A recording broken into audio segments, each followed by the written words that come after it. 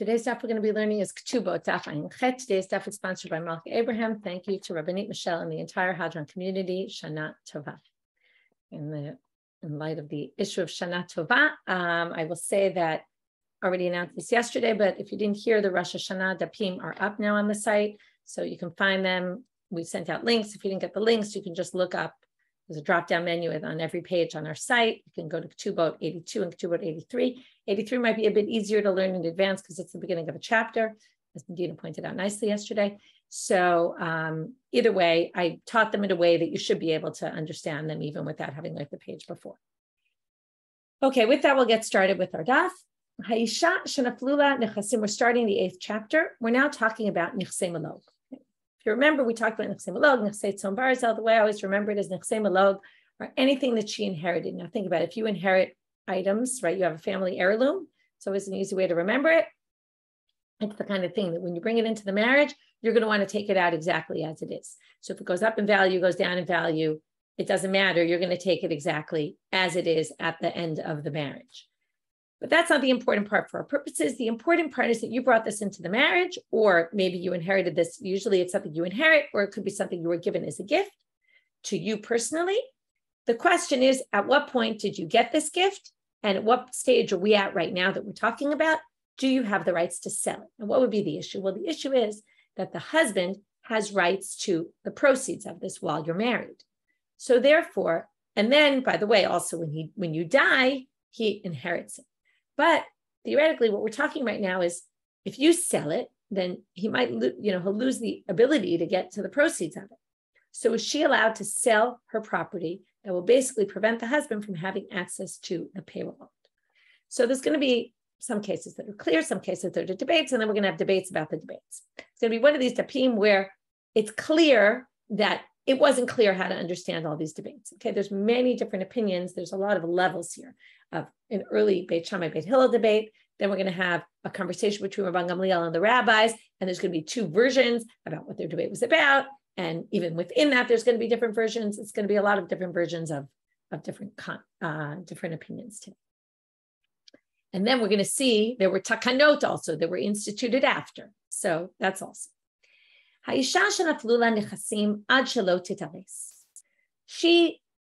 Property falls into her possession before she's betrothed. Rashi points out, vinitarsa, and then she becomes betrothed.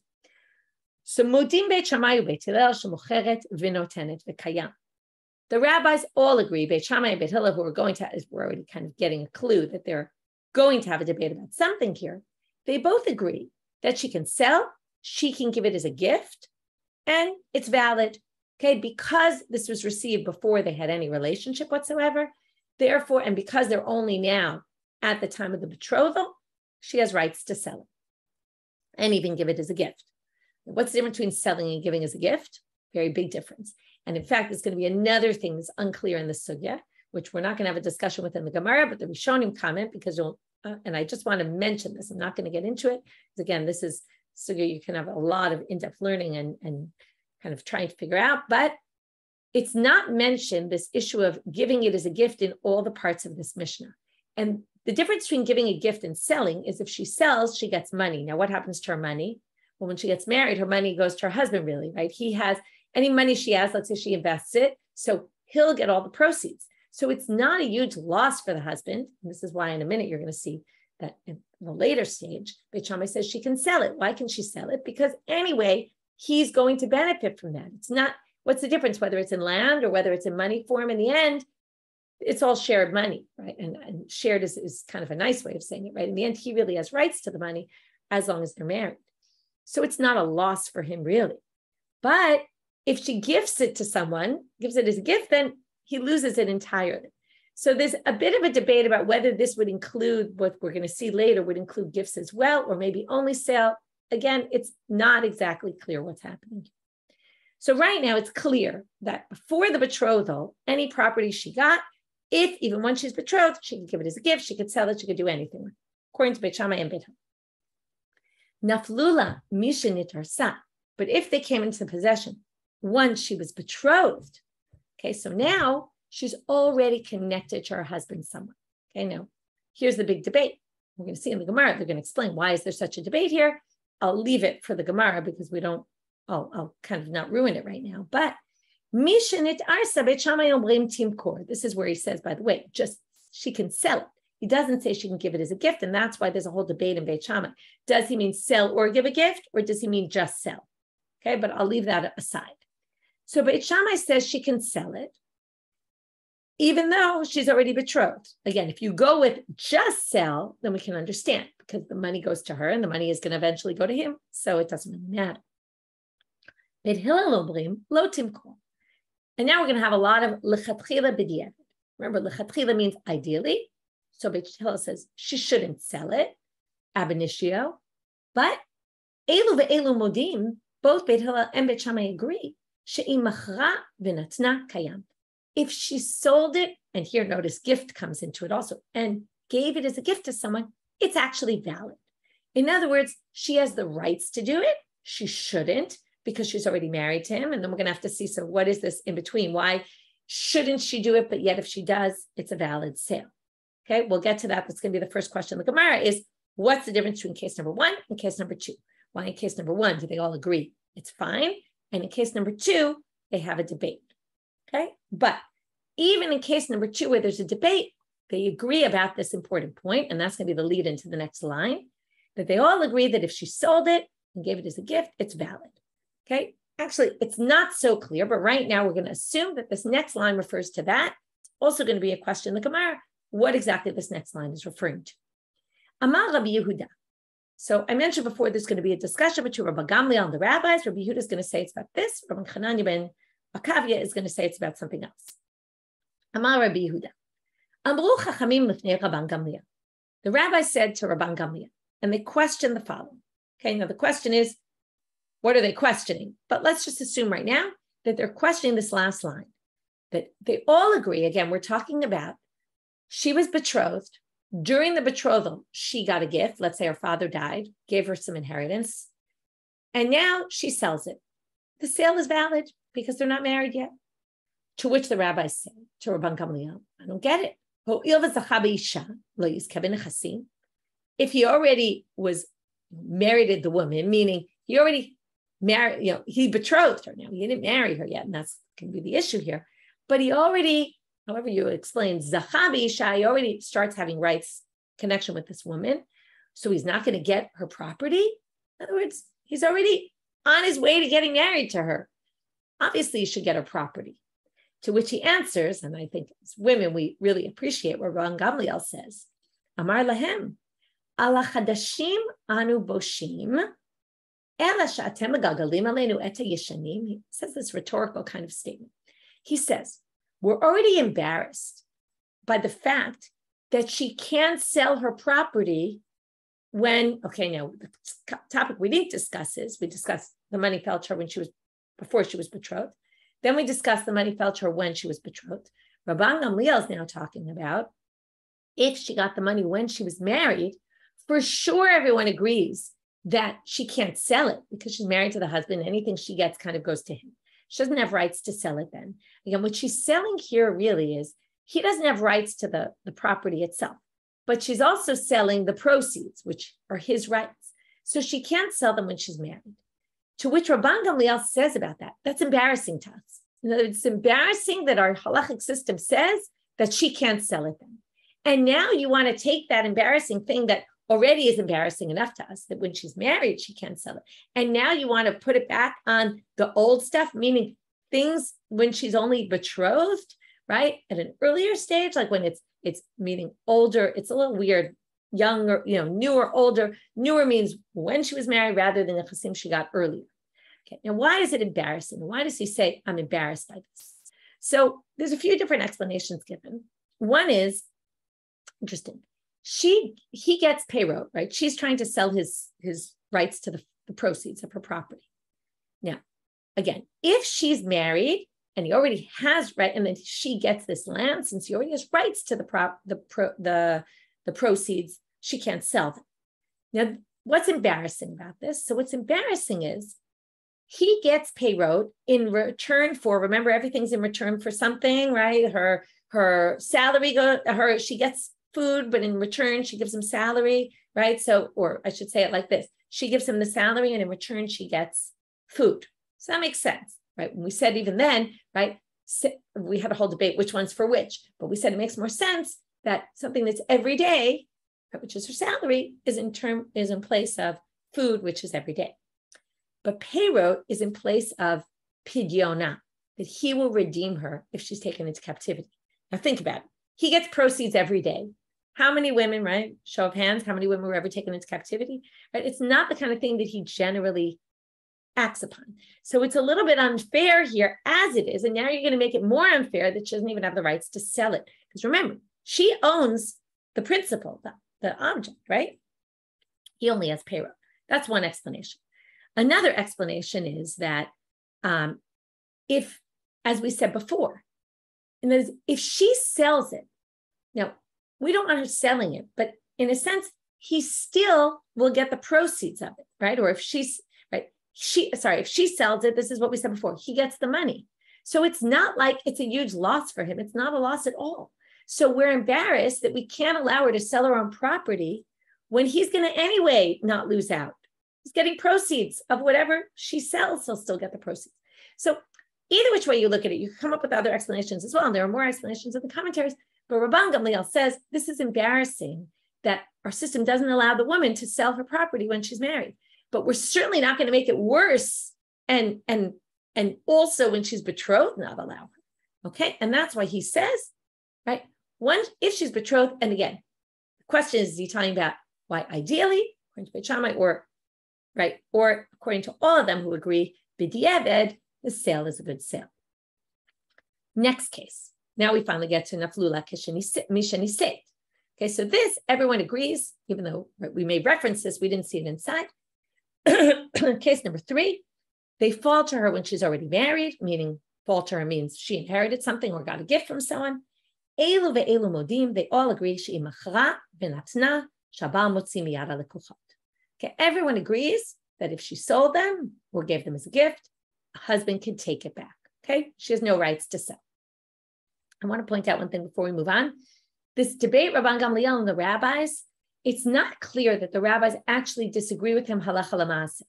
It sounds like they're just saying we don't understand the logic here. It's not like they're saying we don't think it's, we disagree with you on a halachic perspective. They're just asking a question. In the end, it's going to be clear that we hold like Rabban Gamliel the way he explains, okay? But the rabbis are just kind of playing devil's advocate, like we don't get it. But it's not that they hold by some other opinion. Okay, that's important to understand here. Next case, case number 4. Now it's going to be a combination of things. Ad sheloni seit, so now case number 1 and 2 come into play. Before she was betrothed or once she was betrothed, she inherited. However, instead of now standing at the time of the betrothal when she sells it, which was case 1 and 2, she's now already niseit. She's married. So while she inherited it before, right, she's selling it once they're already fully married, which means he already got rights to it, right? Even though, right, the previous case we just discussed was she was married when she inherited it. Here she gets it before she gets married, right? When I say inherited, again, I don't only mean inherited, I'm just using that because that's the usual case where she's going to end up. You have to remember, she can't buy or sell property when she's married. So, you know, and even possibly when she, right, even before that, her father's in charge, and after that, her husband. So she doesn't have rights to buy or sell. That's what we're not talking about property she bought or sold. She can only either get a gift or get an inheritance. So those are the 2 cases we're referring to. So Rabban Gamliel omer, imachra v'natna kayam. Rabban Gamliel says, if she got, we already said if she's married when she gets the property and then she sells it, not valid at all, he could take it back. But if it was hers before, okay, before her husband got rights to it, she had her own rights to it. Right? And then once she's married, immediately it goes to him. But if before, and then she has it, right, and then she sells it during the time of the marriage, then, now pay close attention because we're going to see a different opinion in the Gemara. Rabban Gamliel says, if she sold it or gave it as a gift, it's valid. This means, again, you have to remember this language, b'diavad lechatchila. B'diavad, if it was done, it's valid. He can't take it away from the purchaser and say the purchase isn't valid. But it doesn't say she could do this ideally. Okay? Later, I'm kind of telling you this so you have it in your mind when we get there. Later in the Tosefta, they're going to quote an opinion that actually Rabban Gamliel is saying, ideally, she can even sell it. If she got it before she was married, and now she's married, even during the marriage, she can sell it lechatchila ab initio. Okay, so that's important to know. But right now, the Mishna is saying, no, she can't. Amal Rabbi Chanina ben Akavia. Now, I want you, again, because I want you to understand the Gemara when we get there. First, we had Rabbi Yehuda, who talked about this discussion between the rabbis and Rabban Gamliel on the case of Elu ve'elu modim, right? That if she got it when she was betrothed and she's still betrothed, and then they had this discussion. Then we had this line about Rabban Gamliel, which, if you read the simple reading of the Mishnah, Rabbi Chanina ben Akavia is going to now talk about a discussion between Rabban Gamliel and the rabbis about this case. And it seems like this line is kind of going with him, but because of a contradiction we're going to have later between something he says about Rabban Gamliel and this line in the Mishnah that we just read about b'diavad, this would work. And he's going to say later, Rabbi Chanina is going to say, even lechatchila, we're going to end up saying, okay, I really want to just, if you don't fully understand, it's fine, but I want you to understand it while we're reading the Mishnah. We're going to, in the end, say that this line is a continuation of Rabbi Yehuda. And it's all Rabbi Yehuda, and Rabbi Chanina is going to have a different approach. So we're going to connect these two lines, this line of Rabbi Akavia, but later we're going to disconnect them somewhat. Okay, and say that really that line belongs to the previous, to Rabbi Yehuda. So comes Rabbi Chanina ben Akavia, and basically he's going to say, the whole discussion of Rabban Gamliel and the rabbis, either he disagrees with Rabbi Yehuda and says their discussion wasn't on the case, you said their discussion was on this case, or he's just adding that they also had a discussion on this case. So comes Rabbi Chanina ben Akavia and says, Amru lefanav Rabban Gamliel, same wording. Now here it's a better argument because here he already married her. What basically the rabbis are saying, there he was only betrothed. When you're betrothed, you don't actually get all of her stuff. But here, she's already married. Now, even though the possessions were from before, remember, that's the case. We're now on. She got it before, but now she got married, and then she sells it after she's married. So again, the Mishnah had said, if she sells it, it's a valid sale. Comes the rabbis to Rabban Gamliel and again counter him and say, I don't get it. He already, when he married her, he got rights to all of her stuff. What? He's not going to get the rights to this property, and therefore she can't sell it. He should be able to collect it.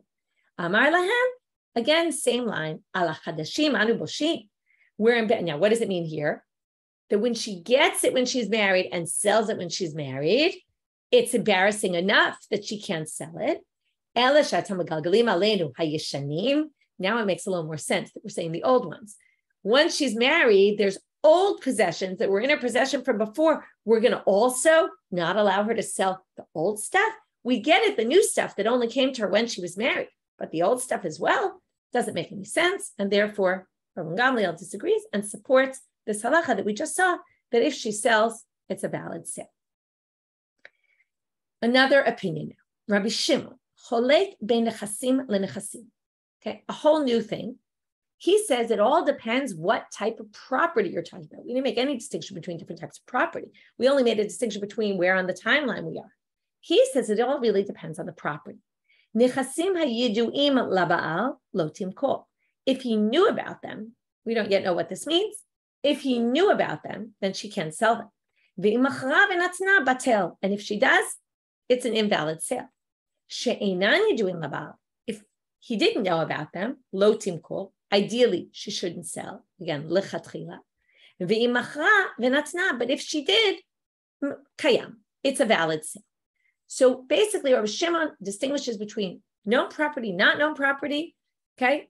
And I think of a Swiss bank account that she had that he didn't know about, right? Which I kind of say is funny, but you'll see in the Gemara that there's actually a possibility that we're talking about something like that.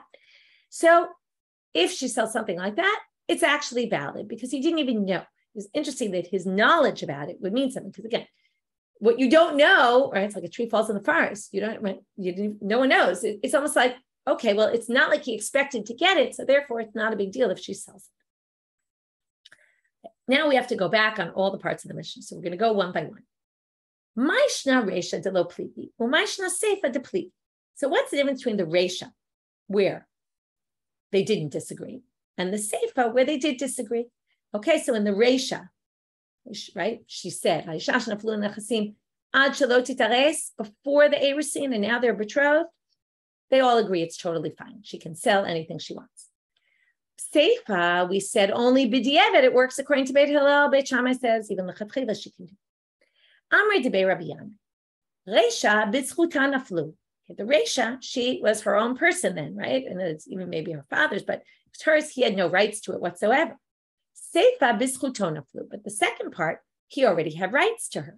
To which the Gemara says, okay, well, if you want to say and take that literally, ib'zchuto naflu, ki machra v'natna my kayam. Well, if we're going to say he had, right, what does it mean? He had rights to it. He has rights to it, then it shouldn't be a valid sale at all. And why did it say that everyone agrees that it's okay if she did sell it? So they have to explain it a little bit differently. In the Reisha case, before she was betrothed, it's clear that he has zero rights. Seifa, emer b'schuta, emer b'schuto. When the betrothal, and this is something we've seen all along, what rights does husband have when it comes to betrothal? Does he have to feed her mazono? Does he have to pay her ketubah money? Right? What we've been discussing this all along, right? Can he annul her vows? What rights does the husband have to the woman? And it's in between, sort of neither here nor there, or partly here, partly there. And that's exactly why there's a machloket. Beit Shammai views her more in her own domain still. Beit Hillel views her more in his domain. But since it's unclear, so we're going to say that b'diavad, if it's done, it's done. Okay? So therefore, lechatchila lo timkor. So basically, this is Beit Hillel. Beit Hillel is going to say, since it's sort of neither here nor there, or both here and both there, we're going to say, ideally she shouldn't sell, but if she did it already, then the sale is valid. Okay. Next section. Amar Rabbi Yehuda lifnei Rabban Gamliel. The question now is, Rabbi Yehuda alechatchila o adiavad. Okay, so let's try to understand the question. What we're saying is, Rabbi Yehuda came right after the line of once she's betrothed, the lamb falls into her property, and then she sells it. So we said, machloket Beit Shamai Beit Hillel, and when the rabbis come and say, right, are they arguing in a lechatchila situation? Basically saying, right, that are they arguing over lechatchila, that Beit Shammai says timkor and Beit Hillel says lo timkor, and they are arguing over that the discussion between them, or are they arguing on the b'diavad, or they're arguing on the part where all agree that the sale is valid, and then they're coming and arguing, why would you say the sale is valid? Okay, so either the rabbis are arguing against Beit Shammai only, because they're arguing over how can Beit Shammai say, because remember what they said. They said, if he has rights to her, then he should have rights to all of her possessions and she shouldn't be allowed to sell. So are they going against Beit Shammai, who says she can sell it? Or are they going against the line on Beit Shammai and Beit Hillel, who say, if she sold it, it's valid, and the rabbis are coming and saying, why, if she sold it, is it valid? Doesn't he have full rights to it already? Okay, in any case, never really has full rights, because the goof of it, right, the principle is hers. But still, he has enough rights that should be valid. So we don't know, are they referring only to Beit Shammai when the rabbis kind of argue here, and Rabban Gamliel is supporting it, who says she can sell, or they're referring to the b'diavad that everyone agrees the sale is valid, from perspective, right? Saying, looking back, oh, if she did it already, it's done. Tashma, let's learn from here. Starting now on Amud Bet, we're going to learn from Tanya, as it says in the Breita, which really isn't a Breita, it's the Tosefta. We're going to quote, in order to answer the question, we're going to quote the Tosefta, and then, since the continuation of the Tosefta has a contradiction with our Mishna, we're going to quote the next part as well. First, the first part to answer our question. Amar Rabbi Yehuda. Now here we're going to get a bit of a more elaborate version. This happens very often, where sometimes we have a machloket in our Mishnah and the Tosefta shows a conversation between them, and then the Gemara quotes it. In our case, even our Mishnah quoted a conversation, but the Tosefta has a more elaborate description of the conversation. And according to Rabbi Chanina ben Akavia, he even has a different version of the conversation. Tanya, Amar Rabbi Yehuda, Amru l'fanav Rabban Gamliel, Ho'il v'zo ishto, zomech rabatel, av zomech rabatel. When she's married or when she's betrothed, either which way, she's his wife, okay? Now, you're not wife yet when you're betrothed, but you are to the extent that you need a divorce, right? So again, we're talking about halachic engagement, not what we do nowadays. We're talking about what we do nowadays under the chuppah, berchada erusin or kiddushin, right? Whatever you call it. It's what we do before we read the ketubah under the chuppah. So since in betrothal, she's his wife, and in nisuin, she's his wife, zomich batel, af zomich batel. If you're going to say when she's married, any sale she does is invalid, therefore any sale she does here is invalid. Now we could stop right here because we already have our answer. What are they referring to, the rabbis? To the b'di'evet, to the fact that even Beit Hillel agrees that if she were to sell it, the sale is valid when she's betrothed. And here you have it, the sale, right? So they're talking about the b'di'evet and not the fact that Beit Shamai thinks ab initio she can go and sell it. That's not what they're arguing about. But we're going to read the end anyway, which is just a repeat of what we've seen. And then what does Rabban Gamliel answer? In this case, he answers the same answer we saw before. Ala chadashim adu bushim. Right? In other words, it's bad enough that once she's married, she can't, right? Her sale will be invalid and he can take it back. All the more so, you're going to do it when she's at an earlier stage, when she's only betrothed, right? Therefore not. Anyway, shmamina, diavad kamar shmamina. So we resolved this question against Rabbi Yehuda. Was he referring to the Elu ve'elu modim line, the way we understood the Mishna in the first place? And the answer is yes, he's referring to that.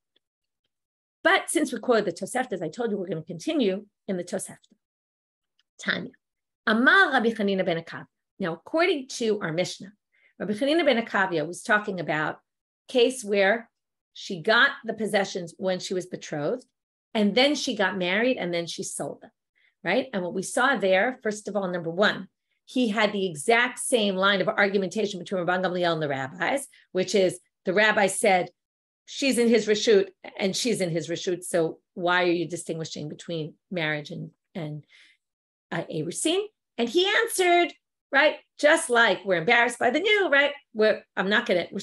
Since we're embarrassed by the new, we're certainly not going to disallow it, right? And basically we're going, if she sold it, remember the point was, b'di'evet, it's going to be valid. Here we're going to have two differences. Number one, the line of debate of argumentation is a little bit different. And number two, the conclusion is going to be that in this case of they felt her when she was betrothed and she sold them when she was married, even lechatchila she's going to be allowed to do it according to Rabban Gamliel. So, and then we're going to say that contradicts our Mishna, and then we're going to have to resolve the contradiction. So let's read it inside. Amal Rabbi Chanina ben Akavia. Lo kach hashivam Rabban Gamliel l'chachamim.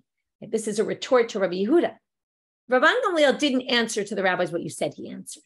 Ela kach hashivam. Now the question was the same. Okay, now here we're in the Tosefta, which is zoishto v'zoishto. So why is that michra batel and that michra not batel? Why is that? Why is from right? Why are you going to distinguish? So he says, look, im amartem b'nisua, I'll tell you the difference. He tells them between nisua and arusa. They're very different. Instead of saying we're just embarrassed by this, we're not going to forbid that as well. He says there's a big distinction. In a married woman, shekem ba'ala zakai b'mitziata u'b'masei u'b'hafarat nedareha.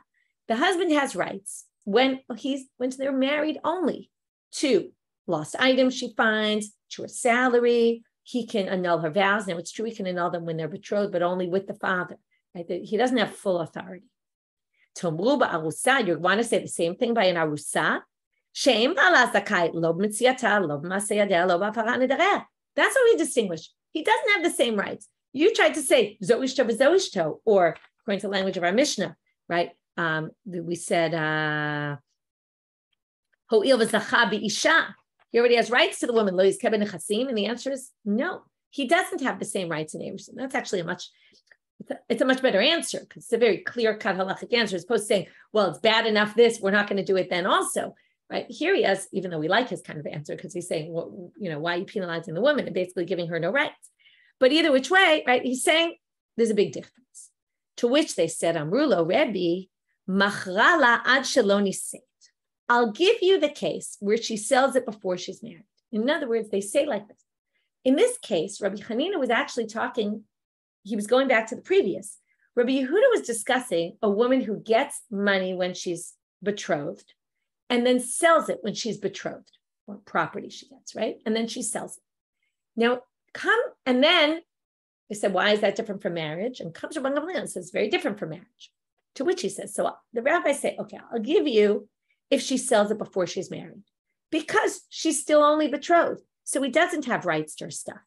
But niseit v'achar kach machra mahu. Okay, so now when we got the quote in our Mishnah, it was kind of cut from here. Okay, in other words, in our Mishnah, Rabbi Yehuda was discussing the machloket about nit arsa and then married, right? Really not even the machloket, the fact that they both agree that it's actually valid if the whole thing happened during the betrothal period. And Rabbi Chanina was discussing the next case, which is she got it when she was betrothed and sold it when she's married. According to the Tosefta, they started with the case Rabbi Yehuda was talking about.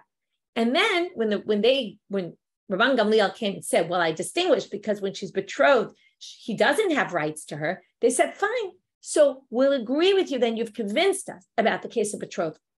When she was betrothed, got the money, and then she was still betrothed when she sold it. We get that her sale is going to be a valid sale. However, what about niseit v'achar kach machra mahu? What if she got the possessions when she was betrothed and then got married, which is the case that they quoted Rabbi Chanina in the Mishnah?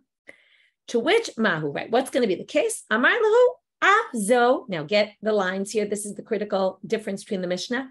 Mocheret v'notenet v'kayam. Even in that case, she can sell it. Ideally, okay, forget about b'diavad.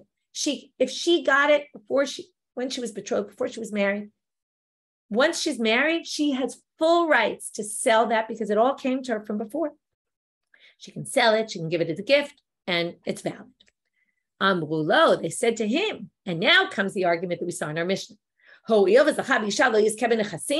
get it. If he has rights to all the woman's stuff once he gets married, he should have rights to be able, right, to block a sale of hers.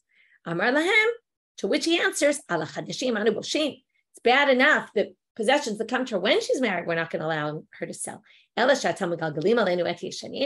to say the same for stuff she got beforehand? No way, no how. And that's the end of the discussion.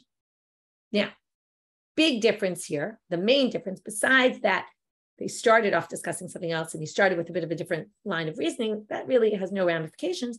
But the main ramifications are, doesn't it say in the Mishnah, Ad sheloni seit v'niseit, right? The line right before Rabbi Chanina ben Akavia spoke, it said, Ad sheloni seit v'niseit, if she got the money before she was married and then got married, Rabban Gamliel omer imachra v'natzna kayam, which means only if she did it, Rabban Gamliel says it's valid, right? So now we have a problem because the Mishnah said only b'diavad does it work in this case.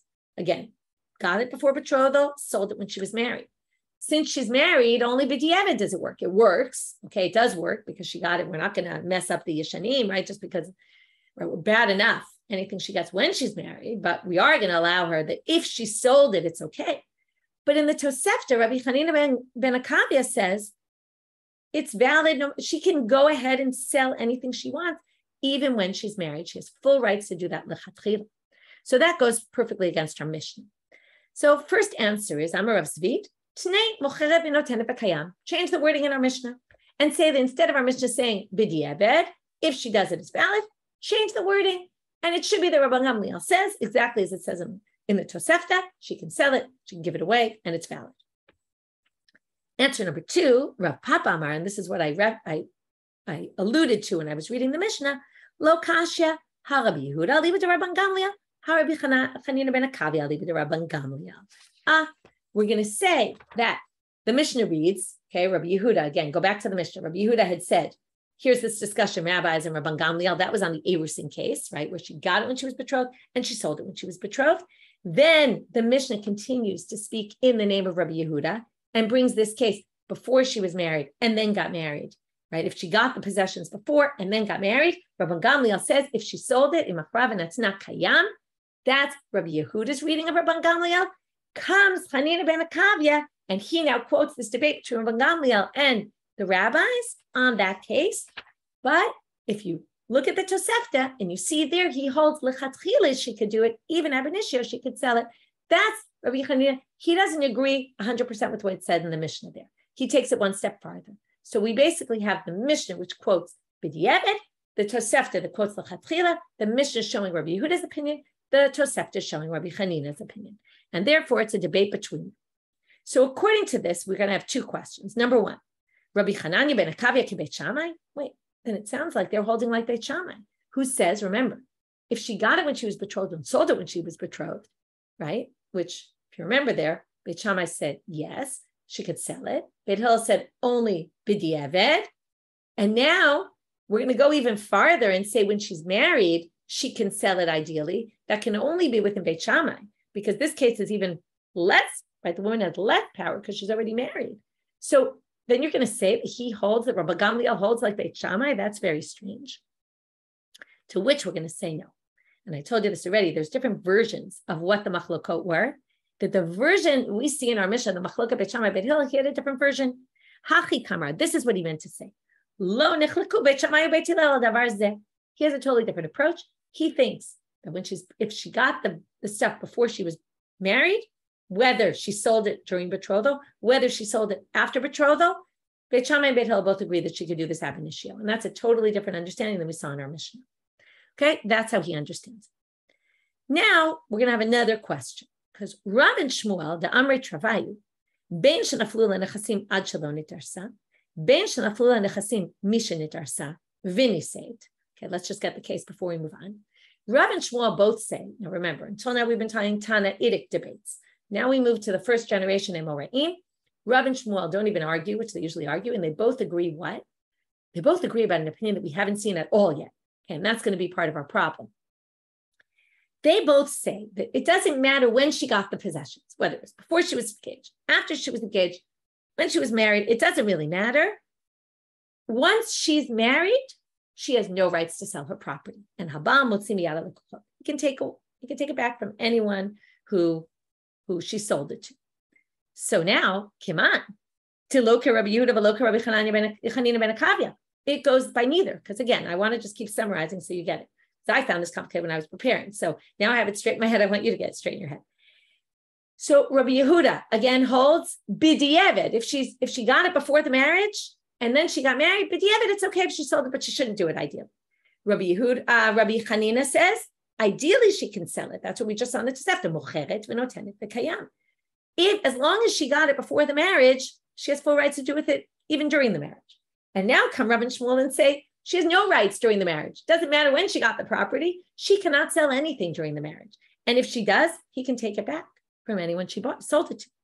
So to which the Gemara answers, by the way, we didn't mention this before, but there's another opinion. Inu da'amrei kerabotim. They hold like our rabbis. Okay? Rav and Shmuel, Ditanya. And now we're going to see that historically, we had these machlokot before, but then Rabotenu chazru v'nimnu. The rabbis brought up this issue again and took a vote. Okay, you can imagine why this is a big issue, because women, if they had more, women didn't really have rights to land or anything else, but they did have some rights. And then you could see how it could create tension in the marriage, right? They'll try to sell stuff and get things away from the husband. Husband will get angry with them and say, why are you selling this? This is my property. I have rights to it. It definitely creates a lot of complications that she has rights to the principal, he has rights to the proceeds. It could create a lot of conflict.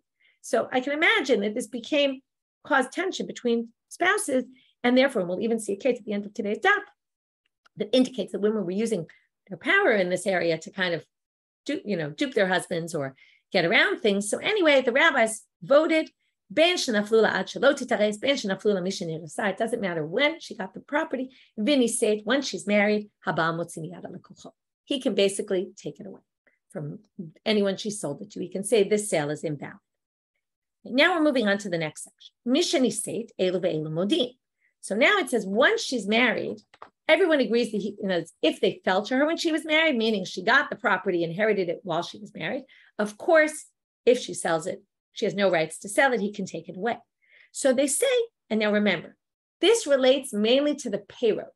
She can't actually sell the rights to it once the husband divorces her and she gets her property back.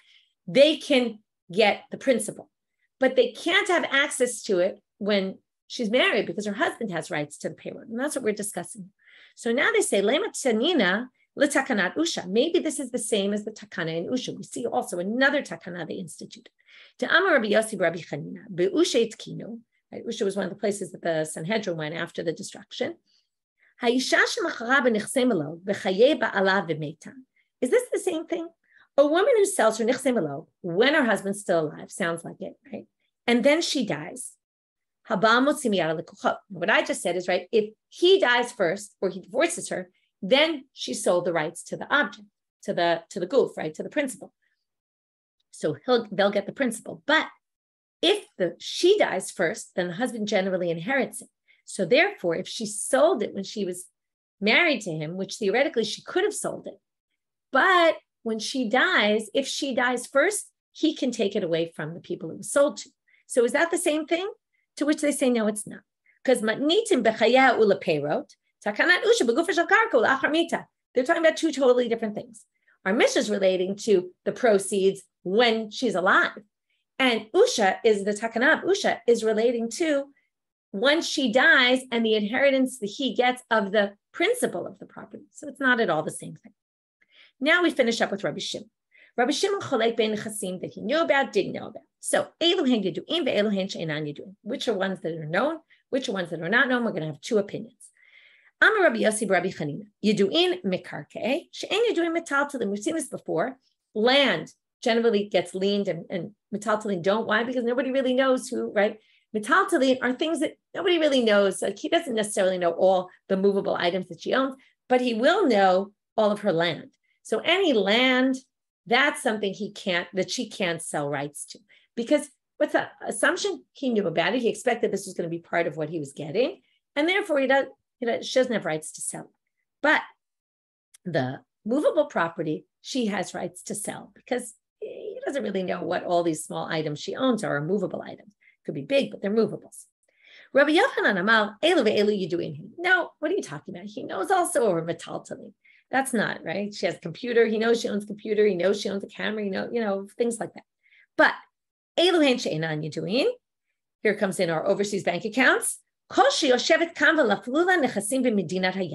She's living here and she inherits something far away. Okay, Tanya Nami Hachi, and in fact, there's Braita to support this reading of Rabbi Yochanan.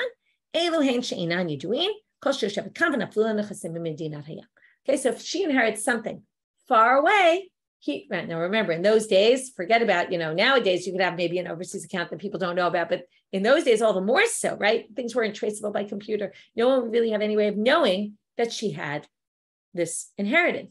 So if he doesn't know about it, then she can actually sell it. That's Rabbi Shimon's opinion. Now I'm going to start this story just to pique your interest, and because it's the last two lines of today's stuff, but we're going to wait till tomorrow to get into it. Hahi itita. So if you didn't think these women were cunning, well, they were. There was a woman, okay, she wanted to, it's interesting, lavriach, I think in Hebrew is laundering money. So she's not laundering money, but she wanted to basically hide this money from her husband. She didn't want him to know about it. She didn't want him to have access and get the proceeds. So what did she do? Okay, people do this nowadays also to avoid taxes and things. So katvinu lebarte, she wrote the property. She wrote a document saying to her daughter, I'm giving you this property as a gift. You own it. And that way the husband would have no rights to the proceeds. What happened? In Sibav the Igarsh, he marries her and then divorces her.